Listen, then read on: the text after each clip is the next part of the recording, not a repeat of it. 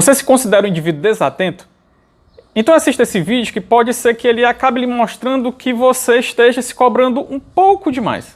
Olá! Hoje nós faremos uma pequena pausa em relação à fisiologia do sistema endócrino, afinal de contas nós temos mais de 40 hormônios para falar daqui para frente, e faremos um breve teste de atenção após algumas considerações sobre o que é atenção. De uma forma didática, nós iremos conceituar a atenção como uma capacidade que o indivíduo tem de direcionar seletivamente os seus sentidos aos estímulos externos. Por exemplo, nesse momento você está direcionando a sua audição e a sua visão para esse vídeo para que você consiga entender esse estímulo externo. Antes de achar que você é um indivíduo desatento, você tem que entender que o cérebro ele tem que interpretar pelo menos 10 sensações. Nós temos receptores ou sensores no corpo inteiro e circuitos neuronais que levam informação até nosso sistema nervoso central que identificam pelo menos 10 sensações. A sensação tátil, e aí você vai identificar se a superfície é lisa ou rugosa. A sensação de pressão, se aumenta a pressão ou se diminui a pressão. A sensação térmica, frio, quente. A sensação de dor, que a gente chama de nocicepção. A propriocepção, que é a nossa noção de posição no espaço. E ainda tem visão, audição, gustação, olfação e equilíbrio.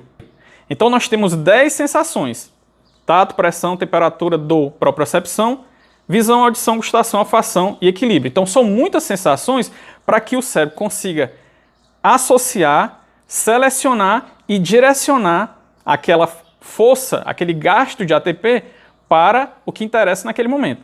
Manter ou não manter a atenção em determinado fato e evento, determinado estímulo externo, vai depender de cada um, da motivação de cada um. Existem vários fatores que vão influenciar a manutenção da atenção ou a perda da atenção. Por exemplo, se o aluno está assistindo uma aula de controle da pressão arterial e tem um pai hipertenso, é claro que esse indivíduo ele tende a prestar mais atenção na aula porque ele tem uma situação familiar e ele quer saber um pouco mais sobre a situação familiar. Então, as motivações para que o indivíduo direcione sua atenção para determinado fato ou evento vai depender de cada um, vai depender de cada motivação.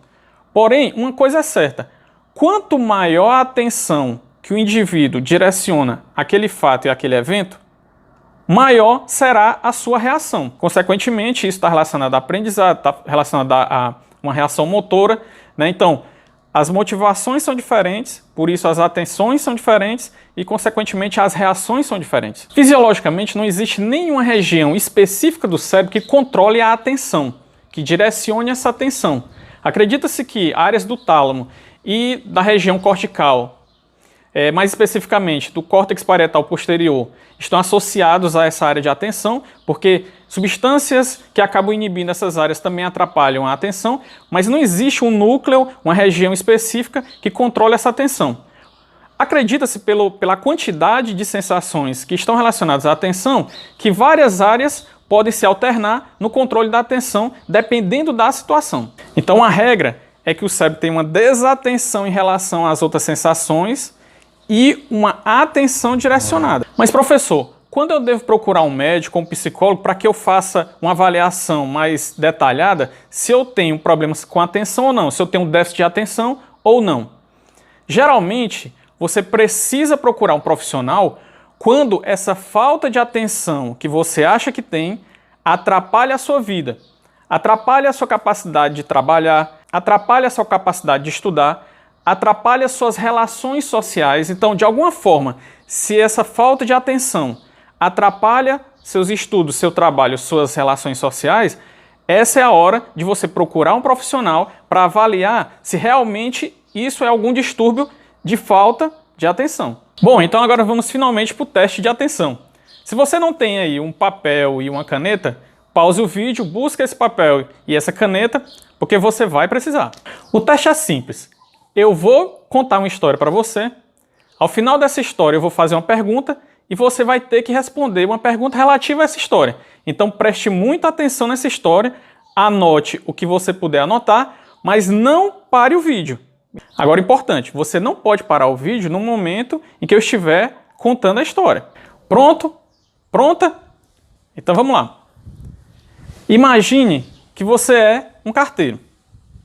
E aí esse carteiro entrega uma carta em uma primeira casa.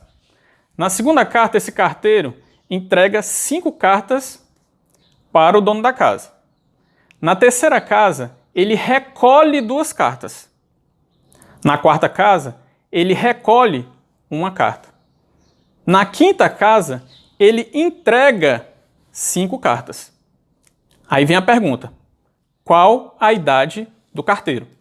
5 segundos para a resposta. 5, 4, 3, 2, 1. Acabou o tempo. A resposta é a sua idade, porque você era o carteiro desde o início. Se você não acertou a resposta para essa questão, não fique preocupado. Na verdade, eu fiz de tudo para desviar a sua atenção para que você achasse que era uma questão muito difícil, pedi para você anotar, para que o cérebro começasse a buscar meios de levar a atenção para certas coisas que você achava que iria interessar para a resposta, mas, no entanto, eu induzi o seu cérebro ao erro.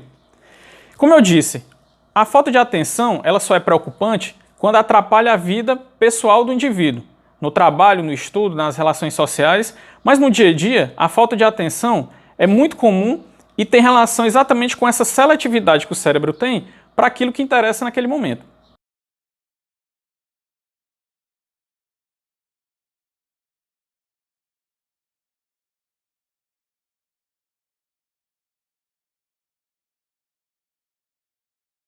E por hoje é só. Espero que você tenha gostado e até mais.